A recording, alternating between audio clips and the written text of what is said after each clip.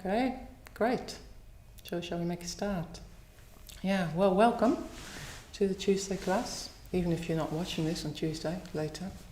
But welcome, and my name is Devi, and tonight I'm doing the evening with Jnanadaya, who's just sitting over there. We're going to look at the Wheel of Life, of different aspects of the Wheel of Life, which is a really rich symbolism in Buddhism. You can get a lot out of it. In fact, your entire lives, is reflected in the Wheel of Life. So for the next 2 weeks, we're going to look at different aspects of that. So Jnanadaya is going to introduce that later, give a talk about the Wheel of Life and how it reflects us, how we can see ourselves in the Wheel of Life.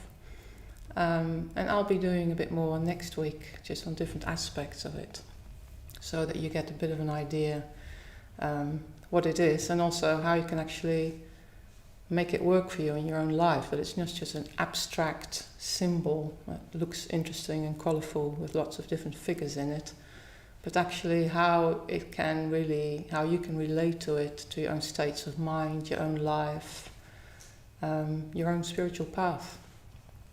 So the Wheel of Life really describes it, but also is like a teaching to us. So we're going to do a bit more of that tonight. We're going to start with a meditation. So we'll just have a short sit, about 15 minutes or so, before I hand over to Jnanadaya, who will talk about, what is it again? Sorry? What is it called again? Looking into the mirror. Looking into the mirror.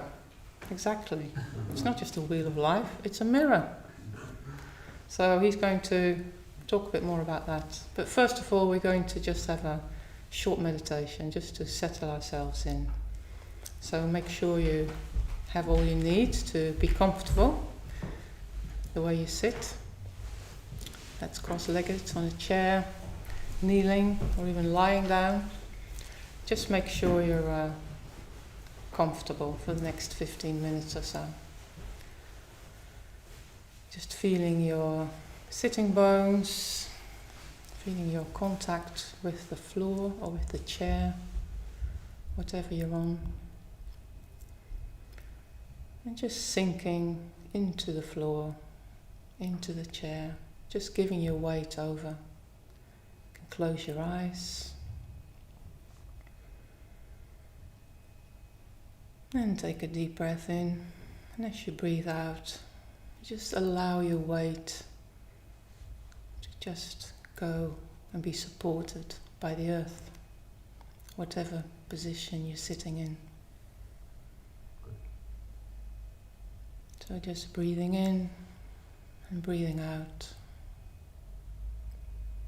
Just allowing the day to wash away whatever you've come to this session with, whatever is there on your mind. Any busyness, any worries, any preoccupations. We can just try as best as we can to just put that down for the next 15 minutes and tune in with ourselves, just how we are right now.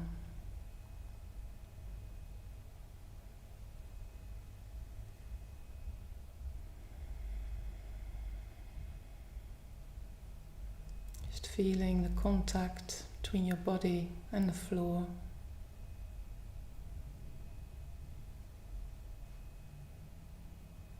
Having your belly soft, your chest open, your face relaxed, tongue relaxed, and your eyes relaxed. Just softening.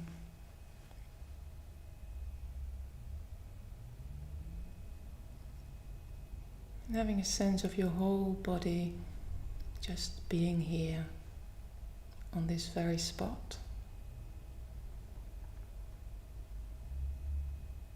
Just breathing in and breathing out. Very simple, Just getting in touch with what is there, whatever it is.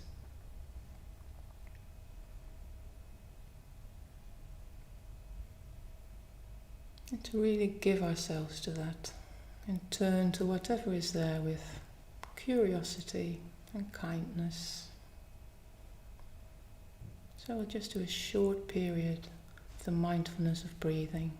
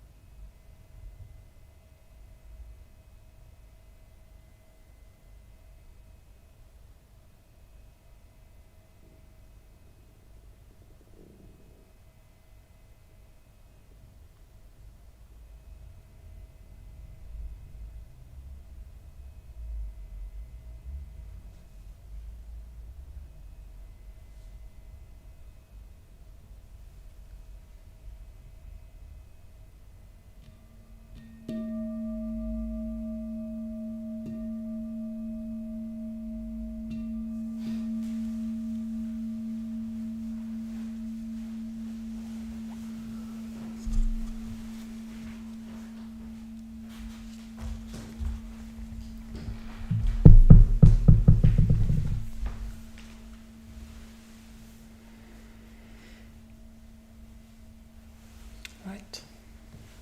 Suddenly getting a lot brighter. Hope we've all arrived a bit more into ourselves, a bit more here. And Jnanadaya will take us deeper into what we can see and how we can see ourselves in the Wheel of Life.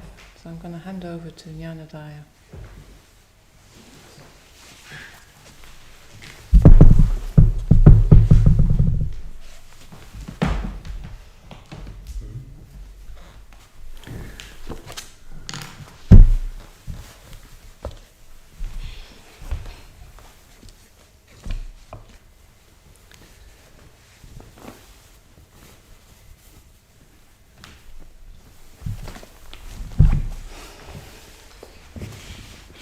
So, hello. It's nice to be here. I've been here for a little while. I'm just going to move that. Thank you, Prani Devi. It's very nice to be on a class team with Prani Devi. She's my shiatsu practitioner. She's very good. So it's nice to have her here. He's also from Holland, which is a good thing in my eye. And also good to be here with Jahid and Kieran. So the title for tonight is Looking into the Mirror. And originally my title was Looking into the Mirror, Meditation and the Symbolism of the Tibetan Wheel of Life, which is quite long.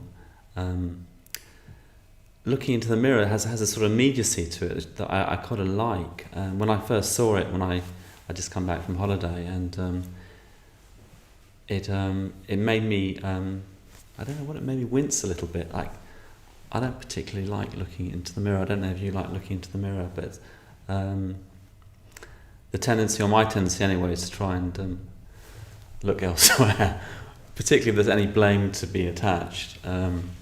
So there's something I think very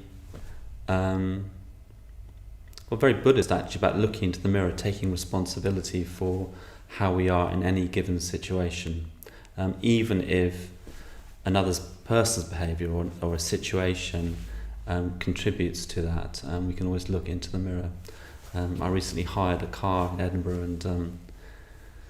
and it was a bit of a nightmare, and there's definitely things that were out of my control, but there were also lots of things within my control, and which I could have handled a bit better actually. Anyway, so that's kind of part of the title, Looking into the Mirror, and one of the reasons I also liked it in reference to the Tibetan Wheel of Life is I hadn't really thought about the Tibetan Wheel of Life in terms of it being a mirror. It comes from a lecture or talk, I think, by Enriches, called The Creative Symbols of, I think, Tantric Buddhism.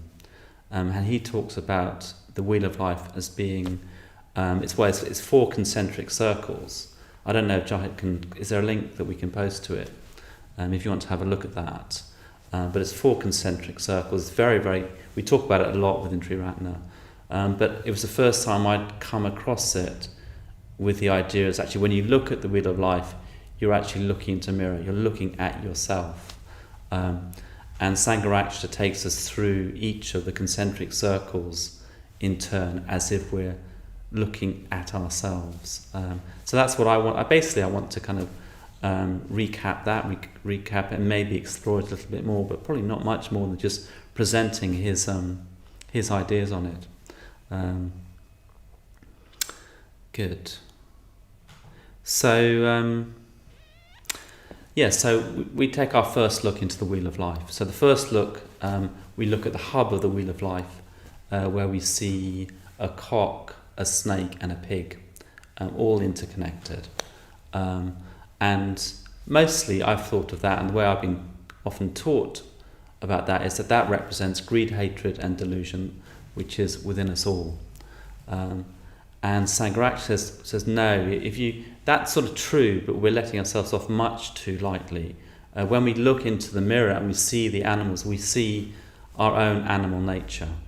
So we look into the mirror, we expect to see ourselves reflected back, but what we see is our own, I guess you could say bestiality if you want to put it like, but our own animal nature. That is part of our reality. That's that is part of who we are. That's who we are, and we can't escape from it. So we need to take, in his words, a long, hard look at ourselves, at our basic animal nature, and be honest about it.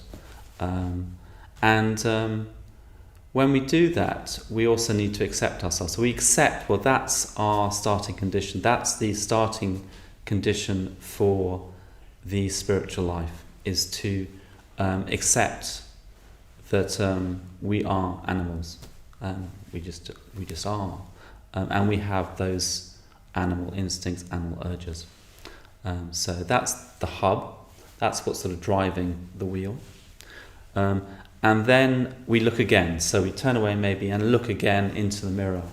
And the next concentric circle, you've got sort of light going upwards and dark coming downwards. So you have these light figures sort of ascending beatifically, serenely, and these sorts of intertwined, sort of, not exactly hellish, but pain figures descending. And Sangharaj says, we're faced with the choice whether we are going to ascend or whether we're going to descend. So what are we going to act in such a way as to create more light, more beauty maybe for ourselves, or are we going to choose to behave in ways that will actually lead into more darkness? So we can maybe look into the mirror this time and see, well, what are we doing? What are our actions? Where are our actions leading us? So that's the second look into the mirror. And then we might look away again and then look up again. So we look into the mirror a third time. Actually, before we do that, he says we have to make a choice. We have to make a choice of whether we want to, to grow, to move forwards, or whether we don't. I guess we have a choice there. But if we do want to make progress, if we do want to, become happier, healthier, more kind, wiser, then we need to look into the mirror one more time and just find out where we are. And I think Prani Devi will talk a bit more about this next week if I don't say too much. But we need to look into, where are we in this at this point in time? And there are, if you've got an image of the Wheel of Life in front of you, there are these 6 realms. So we're asking ourselves, we're seeing, can we recognize ourselves at this point in any of those realms? I'll just kind of go around the realms. So the first realm is the God realm. So maybe we're looking into the mirror and we're feeling happy, we're feeling blessed, serene. Maybe we've had a very good meditation or a good day.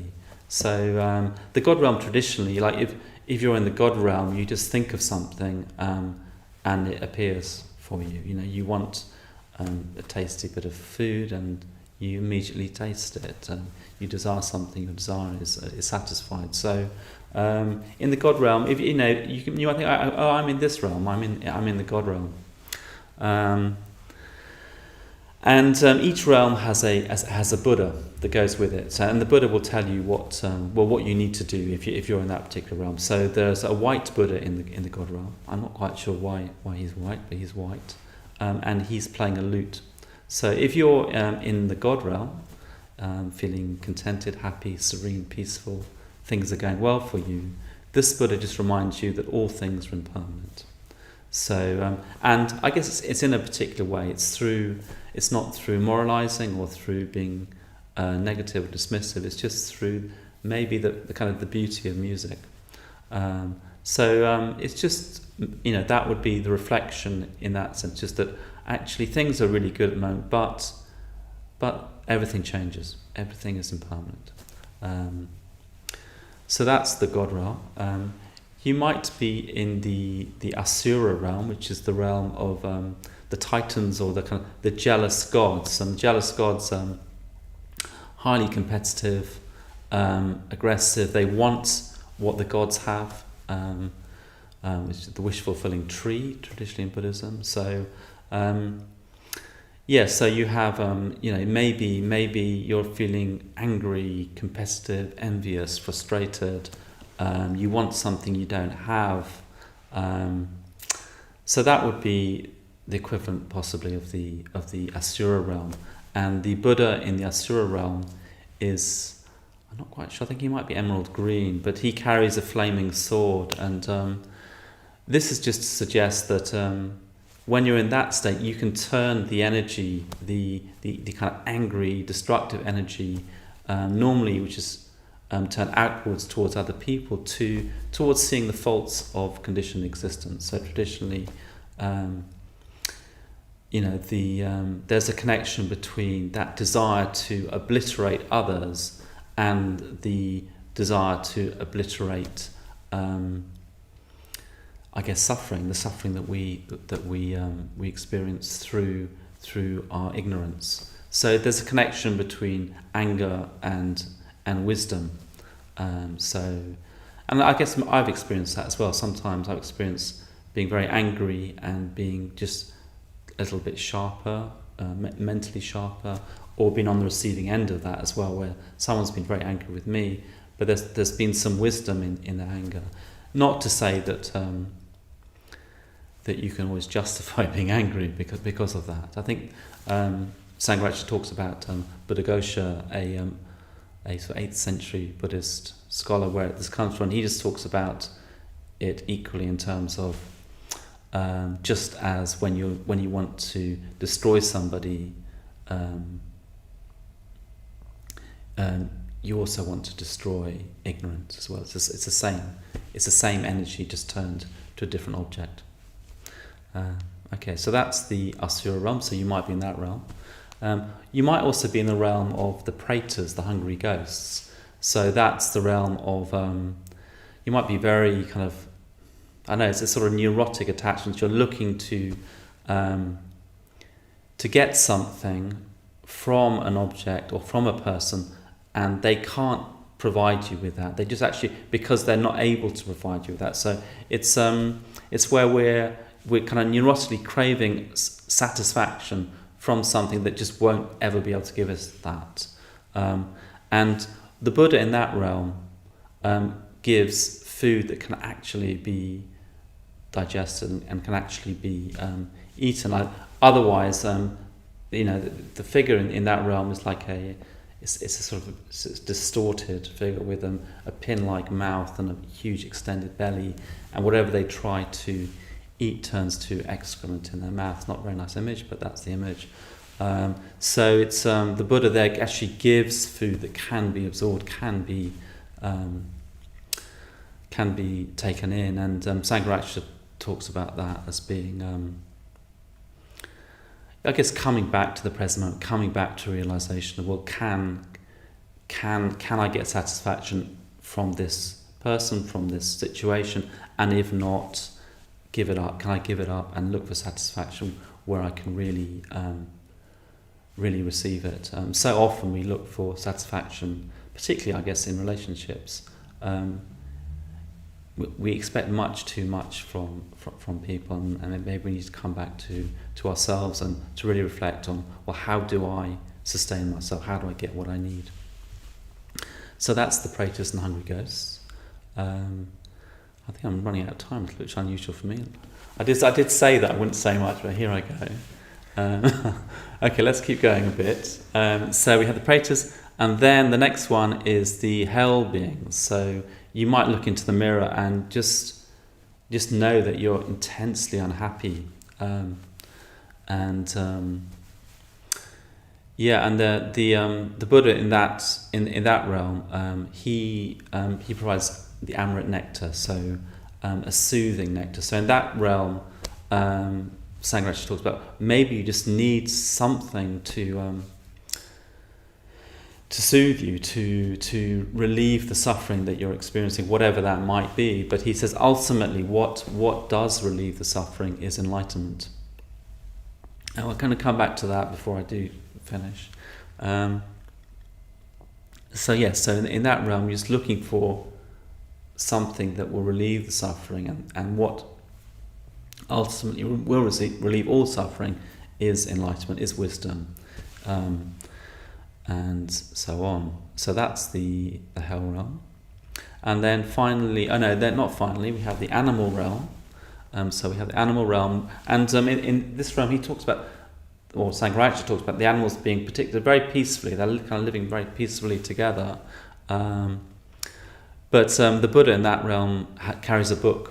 So there's something. If we look into the mirror and we realise actually all I'm really concerned about is food, sleep, and sex, and I've known one or two people like that. Sometimes I'm like that myself. One person I'm definitely very much like that. Then he's saying actually we need culture. We need to just educate ourselves. Something that's kind of going to refine ourselves. So if we look in the mirror and think actually that's what you're interested in, that's sort of fine, isn't it? But you might think actually if I want to grow, I might just need to I don't know, just develop more interest in things that are stimulating the arts or sciences or whatever it might be. So that's the animal realm. And then finally we have the human realm. And the Buddha in the human realm carries a staff and begging bowl. So I think this is really interesting that here we are in the human realm, supposedly. Sangharakshita says, but in reality, so few of us actually can sort of say that we are truly human, like truly human in the sense of, actually I'm not sure in what sense. I guess sort of trying to live fulfilling, ethical, satisfying lives. And the human realm has a whole mixture of pleasure, pain, kind of highs and lows. It carries everything within it. So, here we are in the human realm. And when we're in the human realm, the only thing to do is to practice the Dharma, basically saying you got the symbol of the begging bowl and the staff. So we have a precious opportunity to grow, to practice the Dharma. Good. I think I can go for a bit longer. I think I'll go for a little bit longer. The other thing I really like about his depiction, that he brings up when I say he, I'm really referring to Sangharakshita.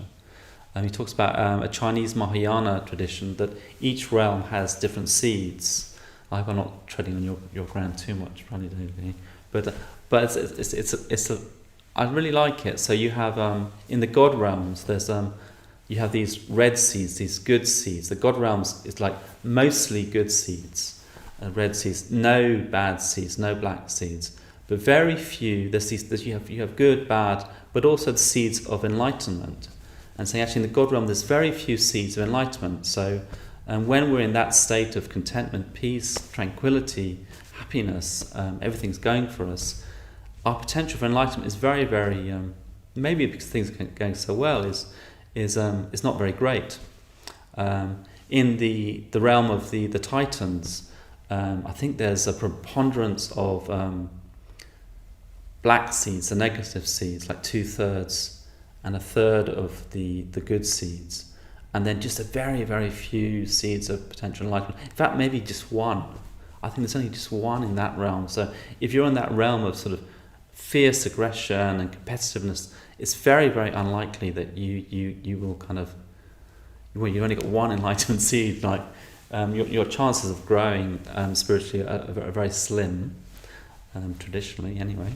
In the realm of the hungry ghost, you've got lots of bad seeds. It's lots of suffering, but there's also quite a few seeds of the golden seeds of enlightenment, the potential enlightenment. So, and that's also true for the hell realms. So the hell realms and the hungry ghost realms, even though there's lots of black seeds, there's also more golden seeds, more opportunities to grow, which suggests that maybe when we're suffering, we're more motivated to grow. There's always the potential to come out of that suffering, to learn something, to develop spiritually. So I quite like that that element of hopefulness in those situations. Even when things are very, very dark, we have a possibility of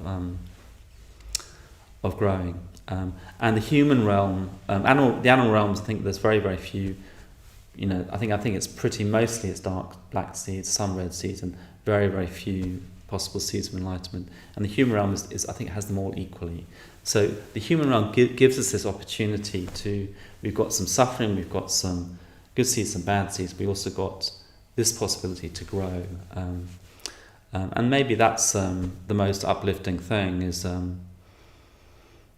like we here we are. We have an opportunity to know about the Dharma, to learn about the Dharma, to make friends within a Dharmic context, and to grow. And let's make the most of that.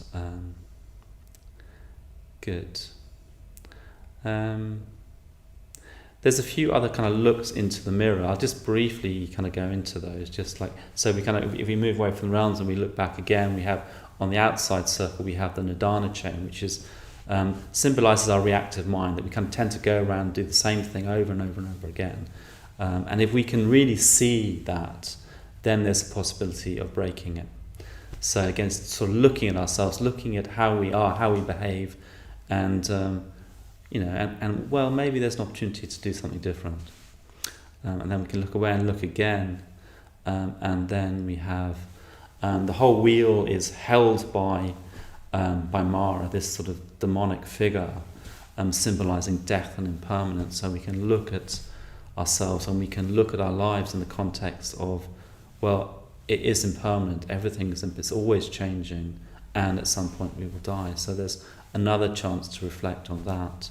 We can look away and look again, and then you have a Buddha pointing his finger on this drifting clouds in the right hand corner, symbolising our essential Buddha nature, that we have the capacity to become enlightened. It's there inherent in us already.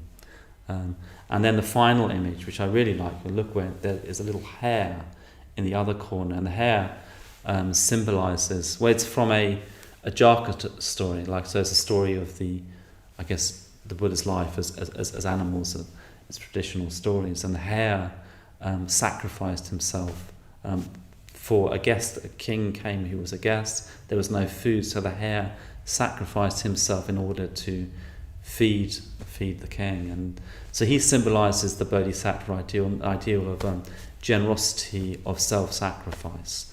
So we can look and we can maybe see that reflected or not reflected so much in us.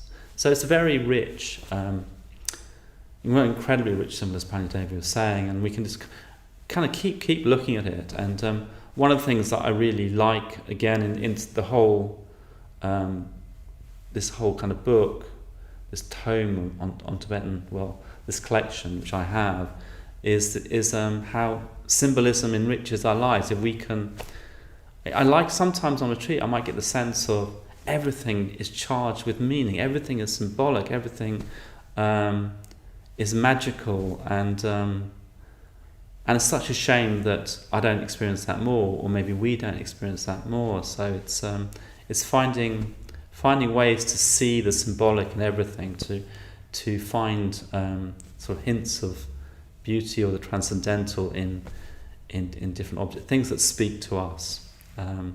And the more we can understand some of these symbols, the more they can speak to us, or the more we look, the more they can speak to us. Good. All right. So I've spoken a bit longer than I thought. I think we'll be all right there. So what we'll do is we'll have a short break, a 5-minute break, and then we'll come back and I'll do a guided meditation, just reflecting on some of those symbols, looking into the mirror. And then after that we'll have a Q&A with Pranideva and myself. Any questions you might have, fire them, particularly at Pranideva. And then that'll be our evening. Good. All right. So let's have a 5-minute or so break. Maybe come back at 5 to 8. Does that make sense? Yeah, 5 to 8. Perfect. Okay. see you shortly, hopefully.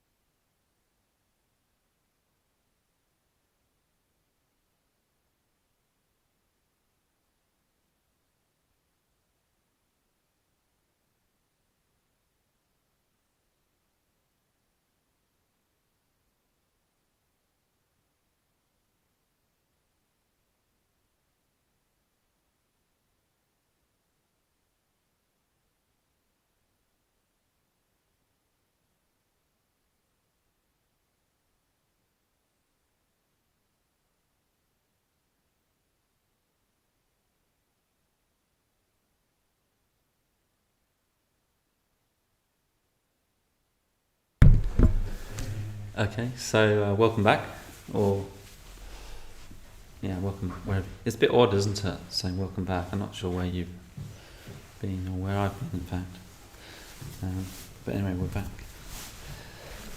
on schedule or off schedule. Okay, so what we'll do is we'll do about 20 minutes meditation, a guided meditation. Again, I promised Pranny Devi not to say too much, but I probably will. But I guess the purpose would be I'll just ask you to look in the mirror, just to keep looking. So I'll ask you to look at the hub, and then whether you think you're going up or down, and then just see which realm you might be in and what you might need to do. And then maybe we can also have a brief look at impermanence and Buddha nature and the hair as well. We'll see how we go, see how long we have for all of that. Okay, great. So just settle down.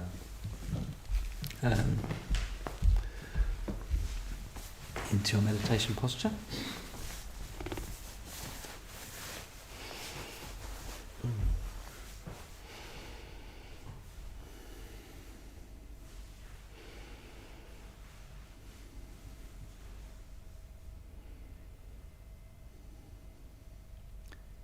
So just taking as much time as you need to connect with yourself.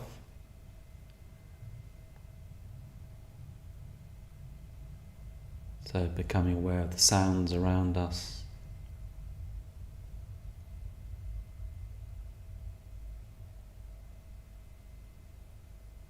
Sensations on the skin.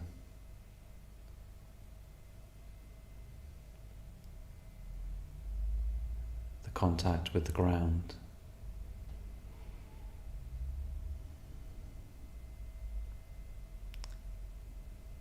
And allowing our minds plenty of space just to settle down of their own accord, just watching what arises and fades away.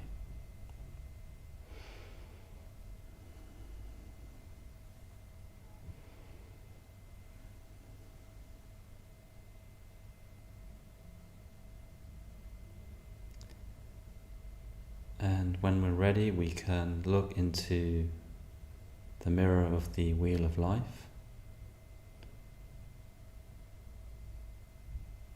and look into the central axis, so with the pig, the snake and the cock,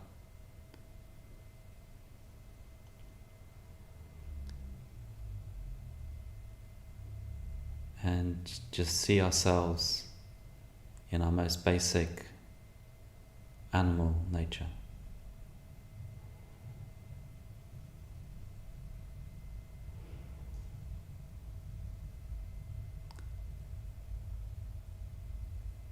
So not hiding anything from ourselves, but also accepting ourselves. This is what we start with.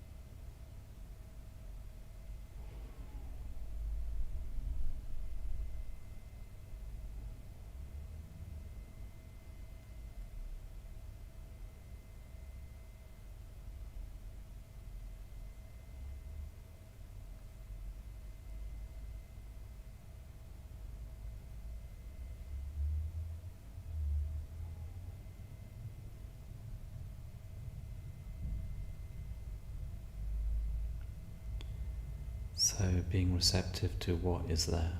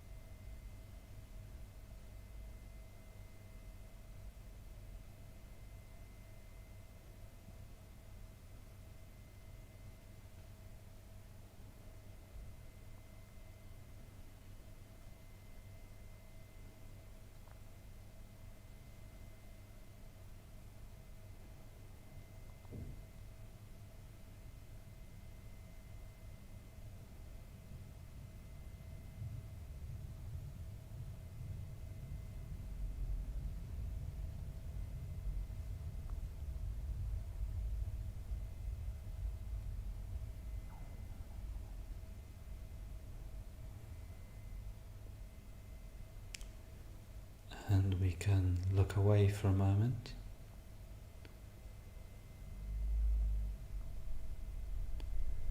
And then turn our gaze once more into the mirror, or we can even imagine holding up a mirror to ourselves. And seeing whether we think we experience ourselves ascending into greater and greater light, however gradual that might be, or whether right now we feel like we're descending into a deeper darkness. So, how are we doing right now?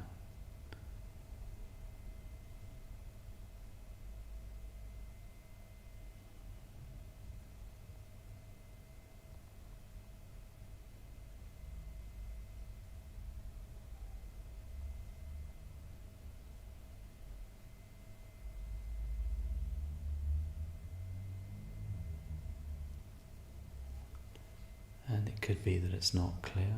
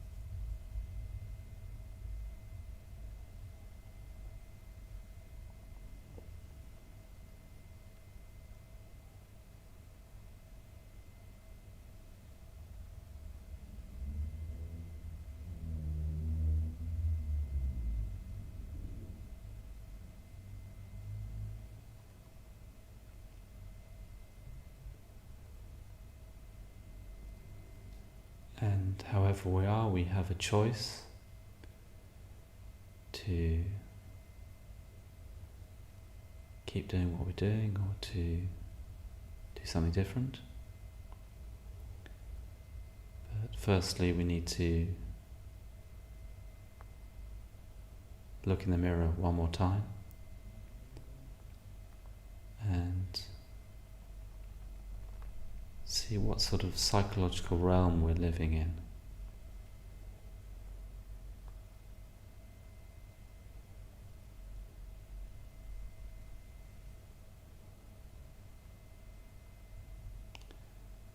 So, is our experience that of a God?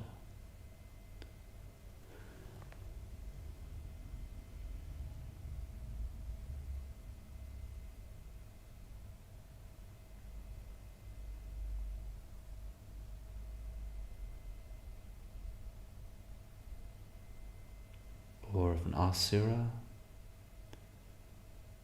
Are we consumed by envy and competitiveness?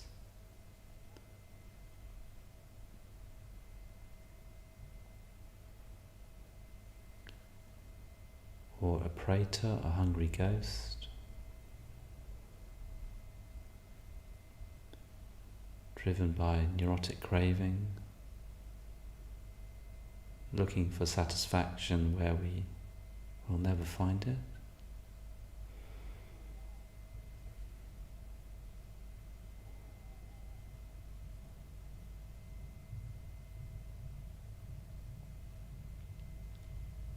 Or is our experience hellish, difficult?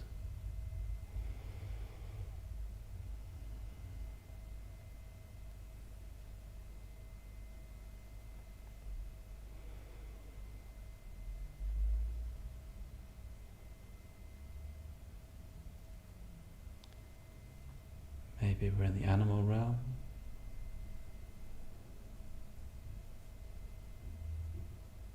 or the human realm.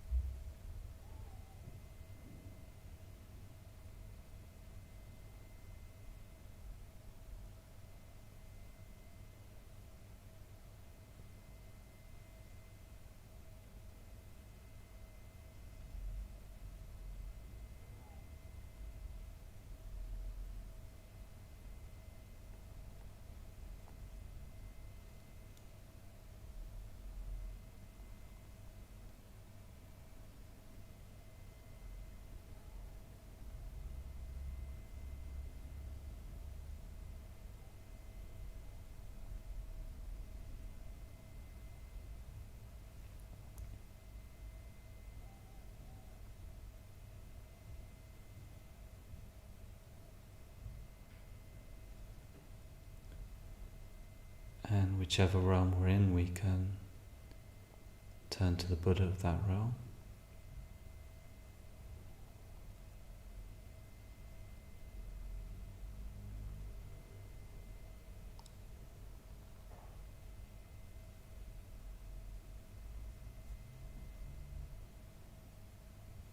If we're in the God realm, we can hear the soft music of impermanence.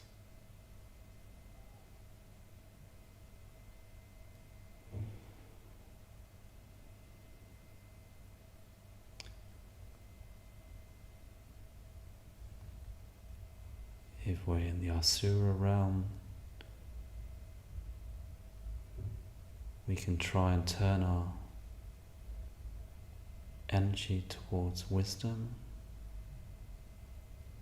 towards seeing things as they are, cutting through things.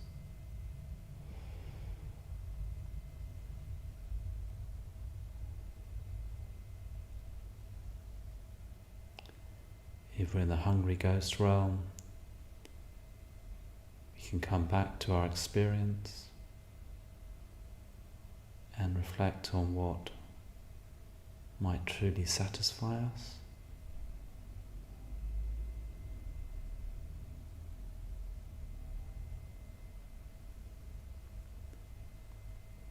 If we're in the hell realm, we can look for solace,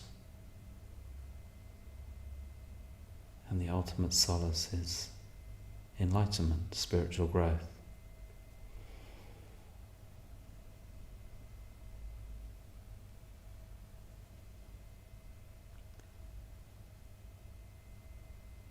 If we're in the animal realm, we can try to heighten our experience through culture, through music or books, conversation.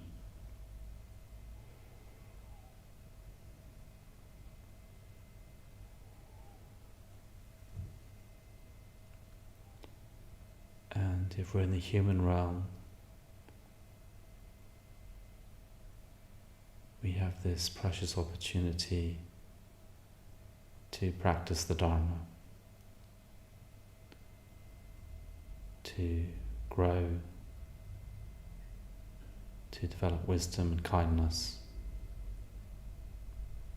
calm.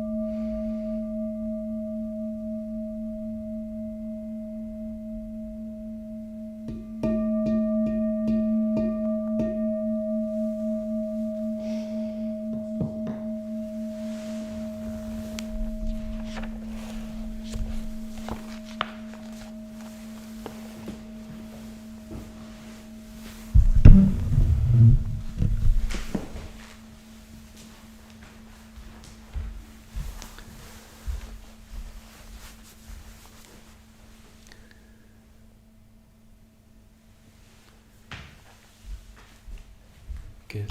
Thanks, John. So yeah, Prime Dave, you join me. So we have about 15 minutes, just under 15 minutes. If you have any questions about the talk, or even about the Tibetan Wheel of Life, Prime Dave was asking me whether people might know about it, and actually I've assumed some knowledge, but maybe it's the first time you've come across the Tibetan Wheel of Life. So any questions about any of that, or indeed anything, I think we would do our best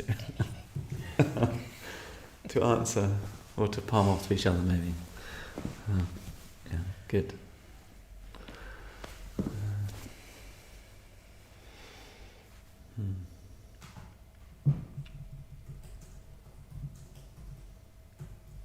Do you have any thoughts whilst we're waiting? Thoughtless. You're like, yeah, me too. Yes. Yeah.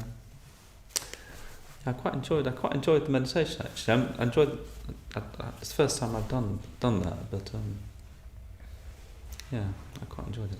I always enjoy leading the meditation anyway. It's always much easier to meditate when you're leading, I think.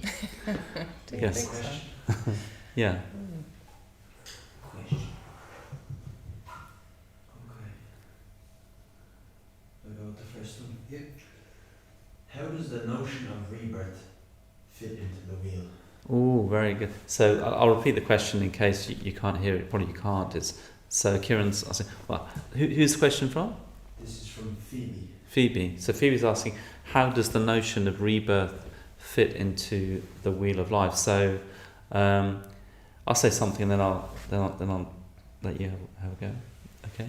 So yeah. So I guess I've been talking about it very much in terms of psychological, like the God realm and the animal realm, all as being sort of psychological states which we can all as human beings inhabit. But there's another way of looking at it, which is that actually these are genuine realms in which one can be reborn. That's, I think if you were a Tibetan or Nepalese or Sikkimese person, you would genuinely probably kind of take it literally that there's possibility that one can be reborn into any realm depending upon one's actions, the fruits of one's actions. So you can be reborn in a hellish realm. I guess if you come back to the seeds, like, if our actions have actually been negative or unskillful, we will be reborn into more negative, difficult realms. Okay, I could say more, but I think I'll let you. Yeah, so Run. there's a lot to say about that. So in a way, the Wheel of Life is very much, it's a wheel, so it goes round and round. And it's very much like our lives go round and round. If we are still informed, that's an interesting word to use, informed by ignorance. But if ignorance is still the basis, if we don't really know how to get out of certain states of mind, or how to work with ourselves, if we keep getting hooked, then basically we will go round and round. The outer rim of the wheel is very much about birth, becoming, sort of formation, and then dying. And the whole point of the Wheel of Life is to see that this is just endless. It's absolutely endless, unless we become more aware and we are able to find how we can escape, as it were, or find the gap in the wheel, because this is an important thing, and I'll say a bit more about that next week. Where's the gap in the Wheel of Life? Where can we kind of get out of this endless rounds of existence? Because like Jnanadaya says, it's not just psychological states, but it's also, in Buddhism we do believe we have many, many lives, and unless we become more aware, we will just keep on having many, many lives, just die, be born, and die again. So it's like, how can we find the deathless actually in the Wheel of Life? That is, there's a lot to be said about that. It would take longer, but this is just in a nutshell. Where does rebirth come in? That's where it comes in. Yeah. Thank you. I look forward to hearing more about that next week, no doubt.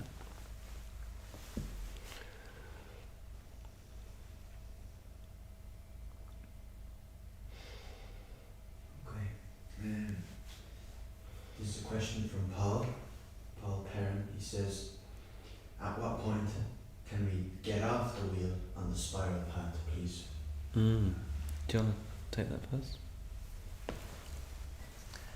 Well, at any point, I would say. We don't have to wait till a certain point of time. You know, it's whenever we become aware, it's almost like in every moment that we become more aware of where we are hooked, where we are stuck to that cycle, is where we start to create a bit of space and where we can actually get more of a perspective on what's actually going on, so we can get off the wheel. It's sounds a bit graphic. It's more like moment to moment, like where do we get hooked and how can we have enough awareness to see where we can unhook ourselves or not get hooked in the first place. And that's where freedom lies, freedom of mind lies in not reacting, because the wheel of life, of course, it's a constant reaction, it's a chain reaction, literally, the outer rim.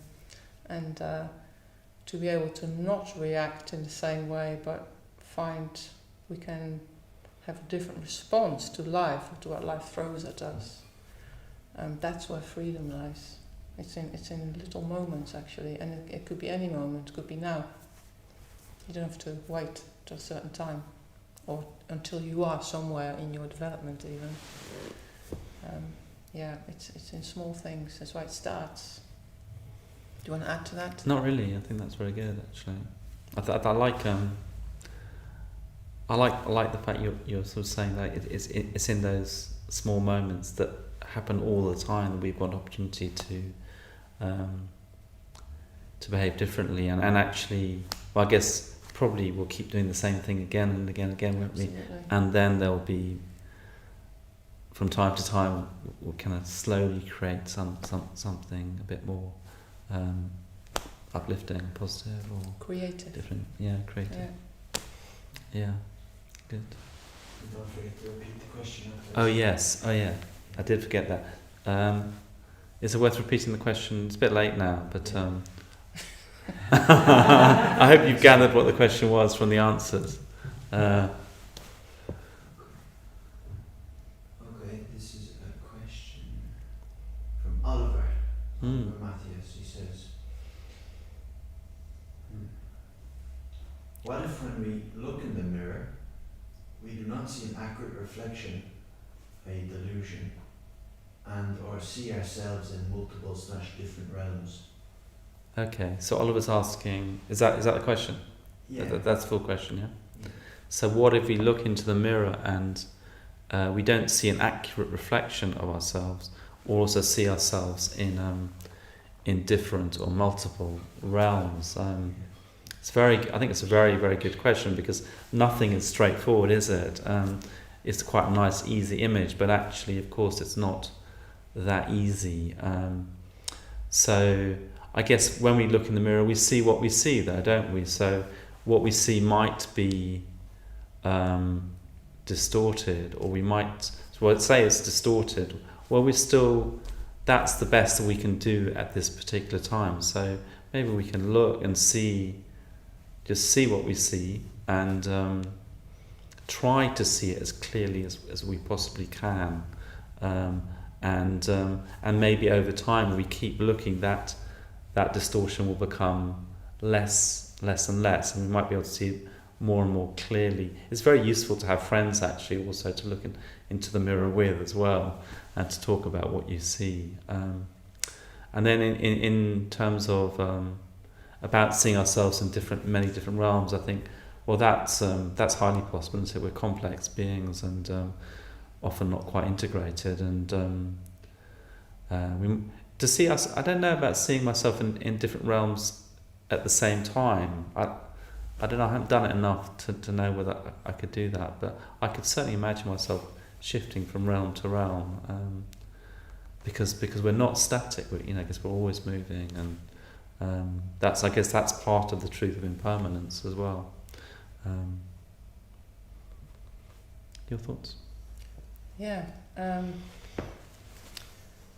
seeing ourselves, I think we're always very informed by our conditioning on how we see ourselves or how we feel, what our particular state of mind is at the time. We may have a particular tendency to see ourselves in a certain way. May not actually be accurate. Very often it isn't accurate. And as it happens, actually, a friend of mine sent me a little mirror in the post because it was my birthday. I had this little mirror, and she sent it to me because she said she'd really like me to look in the mirror and see the qualities reflected that other people see in me. And I'm very touched by that. But also I recognise the truth of that, because very often, certainly when we're in a particular state of mind, if we're feeling a bit low, I've been feeling a bit low, so I find it hard to see positive qualities in myself. But friends have a different view, so it's very helpful to ask friends, like, get reflected back. I mean, they are also a mirror, you know, that friends are a mirror. Everyone else is actually a mirror for us. What do we see? What do we get reflected back? I found today, as I was cycling about, and it was a lovely sunny day, that a lot of people were smiling at me. I was actually noticing. I thought, oh, they're smiling at me. What doesn't usually happen.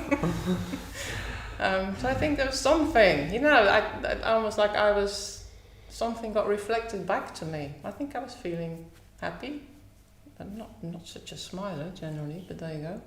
So yeah, I think other people can reflect us back.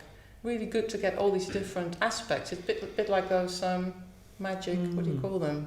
Where you sort of turn and you get different... kaleidoscope, thank you. It's like a kaleidoscope. Where's the truth? Who are we really? Hard to know, actually. Really hard to know. It's a profound question, actually. Yeah, very good. Good answer too. Yeah, thank you. Maybe one more question, and then we'll just draw it to a close. So this is a question from Mercia. Mercia Loan Lupescu. What does the outer edge of the wheel symbolize? Okay, so Mercio, hi. What does the outer edge of the wheel symbolize? So, in what I read, it very very quickly saying what described as the reactive mind. So it's a little bit like Pranideva was saying. It's like our tendency to just repeat the same old behaviour time and time again, and to go through cycles of birth and rebirth. It's a bit more complicated than that in terms of it's divided into, I think there's 3 lives, like that there's 12 segments which can be grouped into 3 different lives, past, present and future. But it's probably a bit too much to go into right now. But a very good question again. Maybe Pranny Devi will address it next week. Maybe I can say quickly. I can say quickly that the Nidana chain is multi-layered. It's like with everything on the Wheel of Life. It can be a psychological state. It can be sort of in the moment reactivity to things, or it can just depict our lives, many lives, our lives from literally from our physical birth to our death. And so on. So when you look at the Nidana chain, that's what you can see as well. How we are in this constant cycle of life and death. So it's as much psychological as real. Well, real. What's real? But yeah, in terms of our actual life and death. More complicated. It's very rich, isn't it? Like as the question coming, I think, God, it's such a rich. Image. Everything's. And we've only got 1 minute. We've got 1 minute left. This is it. It's gone. 1 minute has gone. More next week. Do you want to say something about yes, Dharna? I do. Yes. If you would like to support the London Buddhist Centre and its activities, then I think there's a link on your screen so you could donate, because the centre is just run by donations. Basically, that's its basis. No one here gets paid to do anything. We all do it out of our free will. So it's just to keep the centre running, and also to be able to offer the Buddhist teaching to as many people as possible, to reach out. So if you are willing and able to support that, then please use that link to be generous. Thank you very much. Great. Good. So thanks, Jahat. Thanks, Kieran. I hope you enjoyed the evening, and hope you'll be back next week for Pranny Devi taking up the Wheel of Life once more. Okay.